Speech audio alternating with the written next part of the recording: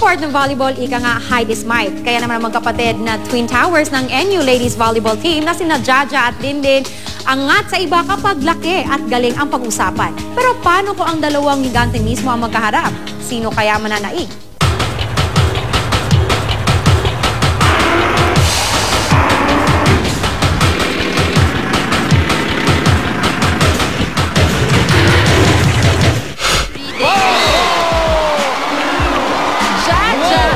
Ang 6'4 na si Jaja. Proud ate, makikita mo si Dindin. Yan, tamang set yan. Oh, look at that.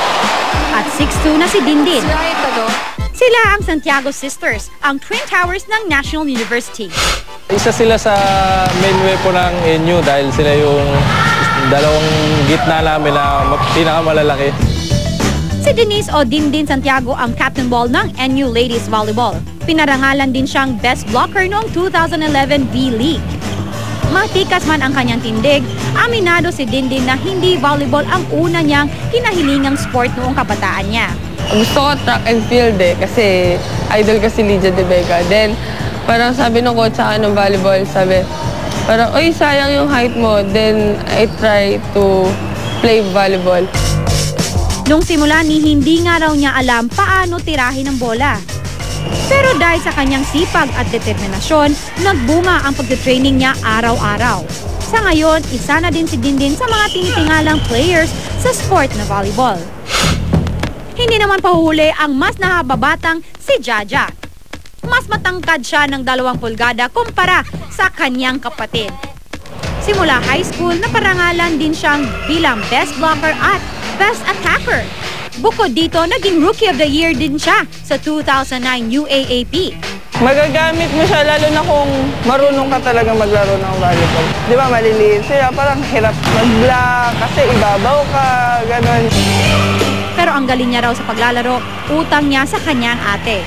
Ang ate ko kasi idol ko yan eh. Actually, siya yung inspirasyon ko rin sa paglalaro ng volleyball. Malaki yung naitulong niya sa akin kasi every time na parang nadadown ako sa paglalaro, siya yung nag-lift up. Sa V-League Season 10 First Conference, pinagsama ang puwersa ng magkapatid na si Dindin at Jaja ng NU Lady Bulldogs. Yeah, go an all-around player. Kaya hindi nakapagtatakang pasok ang kanilang koponan sa semifinals. Pero sa araw na ito, pause muna ang pagiging magkakampi at stop muna ang pagiging magkapatid dahil ang dalawang volleyball stars maghaharap at maglalaban. Ang challenge, paramihan ng may ipapasok na spikes laban sa mga certified blockers ng NU Bulldogs. Sino nga kaya ang magwawagi? Ang mas bata at mas matangkad? O ang mas batak at veteranong kapitan? Unang sumabak ang team captain na si Dindin. Hindi siya nakapalo ng maayos kasi kulang yung, minsan mababa yung bigay ng set. Pero agad namang nakabawi sa sumunod na mga tira. Sa 3 beses na pag-atake, isang spike lamang ang pumasok. Wala pang warm-up, wala pang stretching. Sunod na sumalang si Jaja. Mukhang nabitin sa pagtalon ang mga blockers. Kaya si Jaja nakapagtala ng 2 puntos. Kasi ako kasi sa amin, mahilig kasi ako yung kahit wala pang warm-up, naglalaro-laro ako. Sanay na.